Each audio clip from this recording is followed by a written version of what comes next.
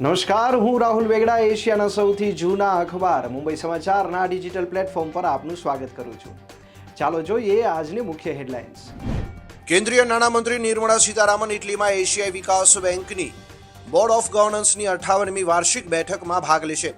સાથે જ Italy, Japan અને ભૂટાનના નાણામંત્રીઓ સાથે બેઠક કરશે. અલ્હાબાદ હાઈકોર્ટ આજે કોંગ્રેસના સાંસદ રાહુલ ગાંધીના નાગરિકતા કેસની સુનાવણી કરશે.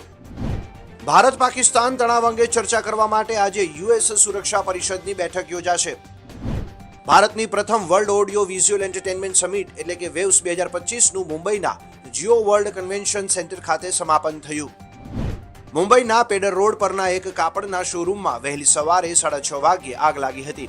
આ ઘટનાની જાણ થતાં જ ફાયર બ્રિગેડની ટીમે આગ પર કાબુ મેળવ્યો હતો. મહારાષ્ટ્રના રાયગઢ જિલ્લાના કરનાલામાં ગઈકાલે રાત્રે એક ખાનગી બસ પલટી જતા ઓછામાં ઓછા 35 લોકો ઘાયલ થયા છે. આ ઘટનામાં કોઈ જાનહાનિના અહેવાલ નહીં. ગુજરાત રાજ્યના ખેડૂતોના માથે માવઠાનું સંકટ. આજથી 5 દિવસ ગાજવીજ સાથે મધ્યમ વરસાદની આગાહી. કમોસમી વરસાદથી ખેડૂતોના ડાંગર, એરંડા, ઘઉં, કપાસ, કેરી સહિતના પાકોને ભારે નુકસાન થશે. આજે ધોરણ 12ની બોર્ડ પરીક્ષાનું પરિણામ થશે જાહેર. વિજ્ઞાન પ્રવાહ તથા સામાન્ય પ્રવાહનું પરિણામ જાહેર થશે. ગુજકેટની પરીક્ષાનું પરિણામ પણ જાહેર થશે. સવારે 10:30 કલાકે બોર્ડની વેબસાઇટ પર જોઈ શકાશે પરિણામ. આઈપીએલ 2025ની મેચમાં પંજાબ કિંગ્સે લખનૌ સુપર જાયન્ટ્સને 37 રને હરાવ્યું.